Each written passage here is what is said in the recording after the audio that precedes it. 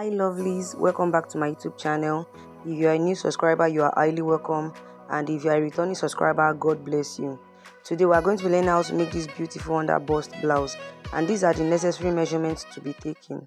So the first thing I'm going to be doing is to divide my shoulder measurement by 2, and I will add half-inch sewing allowance immediately, and from that point I'm going to come down by 1 inch for my shoulder slope.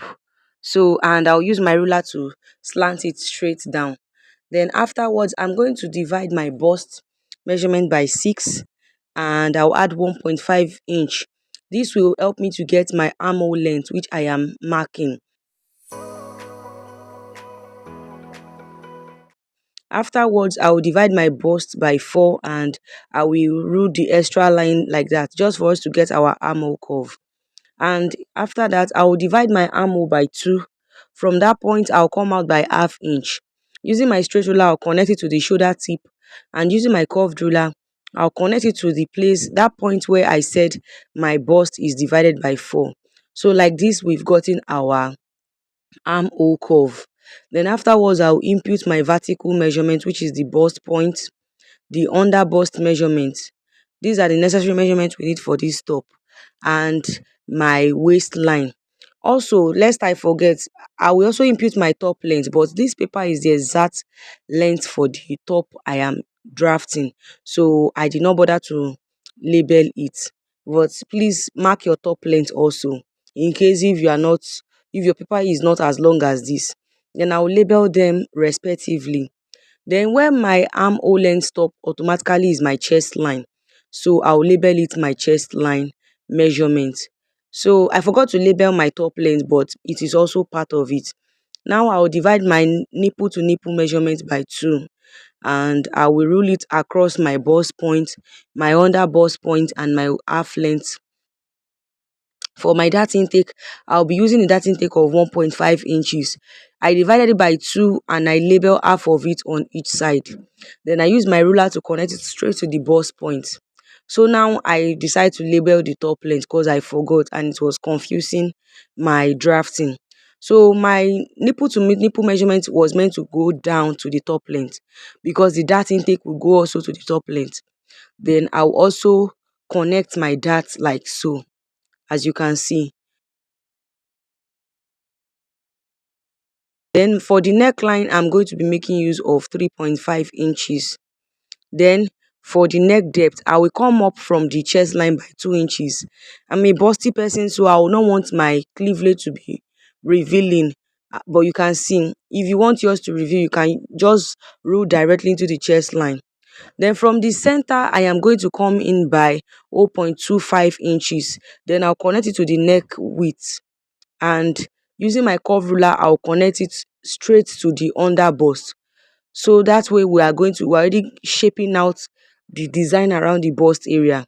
Then I'll divide my bust by 4. From that point I divide my bust by 4, I'll come in by 1 inch. You can also come in by 1.5. 1.5 or 1 inch works well. Using my curve ruler, I will connect it together, as you can see. So now we've carved out that there's this shape, there's this design around the top. So that's what we actually carved out like that. So now I will impute my round body measurement. Since my round bust is already there, I'll go straight to the waistline and I'll impute it. Then I'll return that intake that I took. I'll also impute my round hip. The top length will be around the hip area. So my round hip is what I'll use in calculating that part of the length. Then I'll connect. So if you check, you will notice that the top has a back waist effect.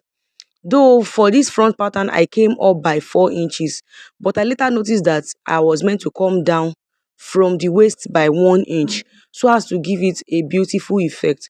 You will see what I'm talking about when I'm drafting the back, because I corrected that on the back pattern.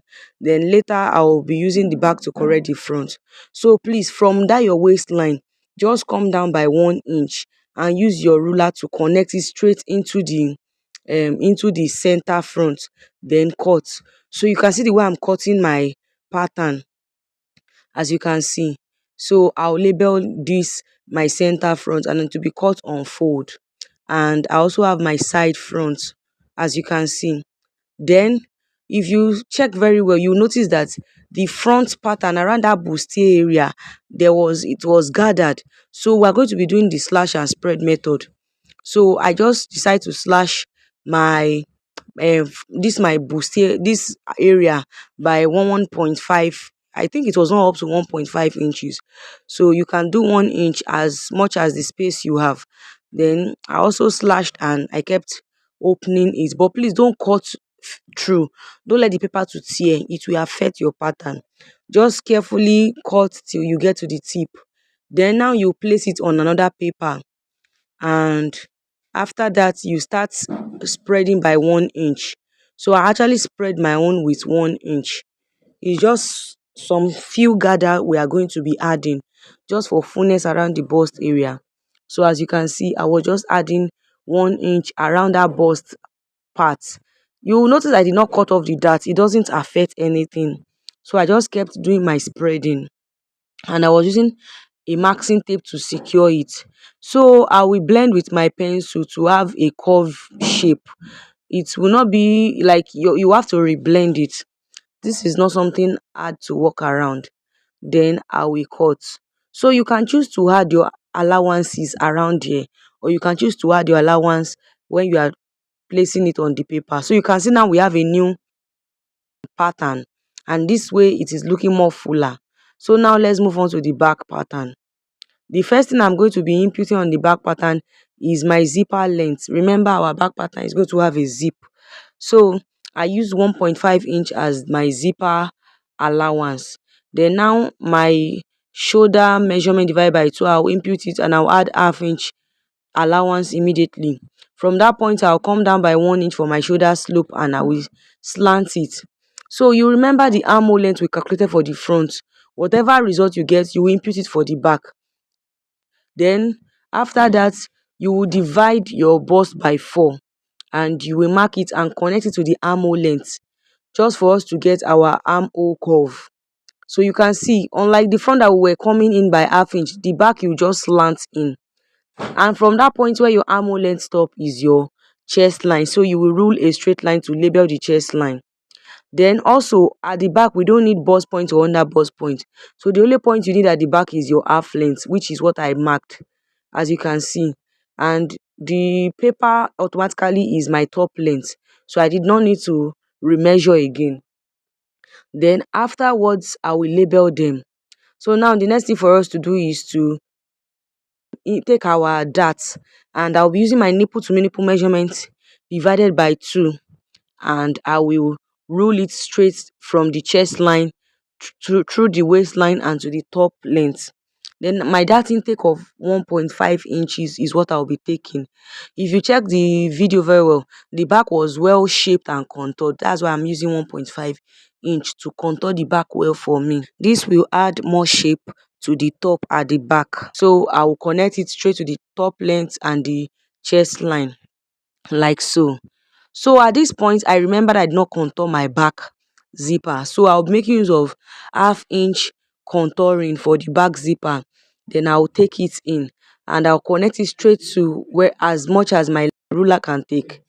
So now I'll be creating a new zipper allowance, as you can see, because we've contoured the zipper area, so we can't use that former zipper allowance again. So I'll just contour and connect like so.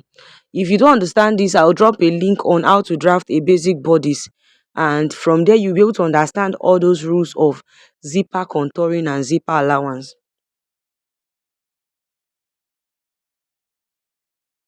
I'll first input my round measurement, and it will start from the new place that our zipper contouring stopped. Then I'll also take my dart intake, like you have to return it to avoid shortage. So that's what I'm just doing here. Afterwards now, this is what I was trying to explain, that from the waistline you come down by 1 inch. Unlike the front that I was coming up from the top length by 4 inches, you just come down by 1 inch from the waistline for your back's effect. Then you roll straight into the center of your back. And now for the back neckline, that V neckline, I'll use 3.5 inches for the neck width. Then from there, I'll connect straight down into my chest line. So if you don't want yours to be this deep, you can come up by maybe 2 inches or 1 inch, as the case may be. So now I'll cut, and you can check through the way I am going to be cutting my pattern. So also, I am going to be labeling that upper part as the yoke, because that's the part we are going to be using that white design for. So naturally I would have closed this dart, but because I am making use of fabric, scrap of fabric for this tutorial, I did not want the fabric to waste. So I decided to make a tutorial out of it. That's why I cut out my dart. Though I ended up loving the end result. So as you can see, that's what I am trying to achieve here. And here is our back pattern.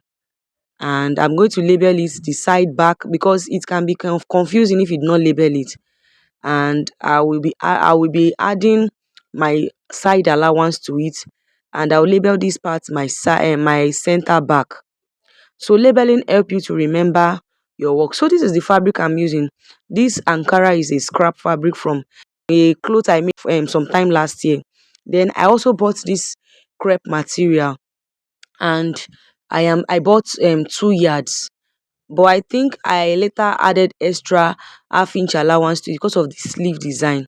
So here I am trying to um trace out the pattern. For the front pattern, I'm trying to cut it on the fabric. I added half-inch allowance around the bust area, half-inch around the shoulder, and but I did not add any allowance to the armhole, because if you remember when we started drafting, I've added allowance already to it. So I did the same thing for the back yoke also. This is the yoke area for the back. I added allowance on the shoulder, and on the part I will join to the Ankara. This is my fabric. I've added allowance round, half inch allowance round, everything half inch allowance round. But for the side of the front, I added 1.5 inch allowance. Also for the back, I added 1.5 inch allowance on the side, but half-inch round for the joining, as you can see. Now this is a sleeve I am going to be using for my sleeve design. In the video, it is a giggle sleeve they made. If you want to know how to make a sleeve, I will drop a link on how to make a basic sleeve. So if you check, there's a band around the sleeve area. So I came up by 3 inches for that band, and I set it aside. So now for the major sleeve, I am going to be doing slash and spread to create more fullness on my sleeve. So I did not really have any specific inch for the slash and spread. Like I was just ruling lines using my eyes to gauge 1.5 inch. So you can work with 1.5 inches, you understand, for your gauging of the sleeve. I was just using my eyes to gauge, and I was rolling a straight line. But if you can't work around that, please use 1.5 inch allowance around that curvy part, not the down part, around the curvy part. So you keep slashing until you feel the paper is covered already. Then you cut. But please, when you are trying to slash through the paper, please make sure you do not cut everything at once. Like just cut to the tip of the paper, like so, like the way I'm doing in the video, because we still need the upper part. We are not trying to spread the armhole area. We're only adding fullness to the body of the sleeve. So that armhole area still has to be intact. I hope you understand my explanation. Then after this, we're going to place it on the fabric. I am going to place my fabric on fold. I'm going to be cutting the two sleeve at once. I think I had up to 1 yard rather of fabric here. So I place them on fold so I can cut the front and the back pattern at the same time. So I now took my time to spread. So for the sleeve, I spread it with 3 inches. So your spreading the time depends on how much fabric you have left. You can spread with 2 inches. So, but remember that the more you spread, the more the fuller your sleeve will be. If you notice, my fabric was not enough at the down part. I later trimmed some parts off, but make sure that you have enough fabric on ground. So I spread with three inches, and I took my time to spread the fabric. I did not really show the full process of me spreading so as not to take too much of your time, but I was just arranging with three inches, as you can see. And afterwards I cut, but please, I forgot to add sewing allowance on the side of the sleeve. Though I added half inch, on the down part and on the part I will attach the armhole of the sleeve to the clothes. I added half inch on the down and half inch on the up, but I didn't add half inch on the side. It was around this part I now remember to add that half inch. You will see that I added half inch while cutting. So please don't make that mistake.